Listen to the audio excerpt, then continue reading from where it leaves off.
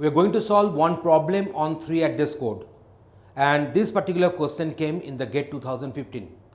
So see, for computer based on 3 address instruction formats, each address field can be used to specify which of the following. We know that in case of 3 address instruction format, we are having 3 addresses obviously. So one will be for the target address and other 2 for the source addresses.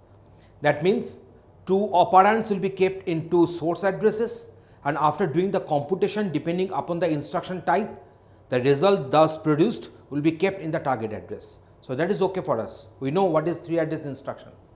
But the question is that what will be the type of the address field? So they are giving 3 options. Option number 1 is your memory operand. Option number 2 is your processor register, and option number 3 an implied accumulator register. That means either the data will be kept in the memory, from the memory you are accessing the data, that is the source, or also can be the target. Here you see the processor registers. We are having different general purpose registers which can be accessed through 3 address instructions, and another implied register, that is by default will be accumulator. So they are giving options. These are the options they are giving. My opinion, my answer is either operand will be kept in the memory as a memory operand or the processor register.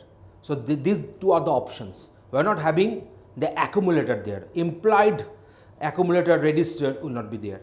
So I shall be going for S1 and S2. So my answer will be either S1 or S2 will be my answer. Either it will be kept in the memory operand and it will be kept in the processor register. So these 2, that is the option number S1 and option number S2, they are correct. So I shall put the tick here, and that is my option. In this way, I have solved this particular problem.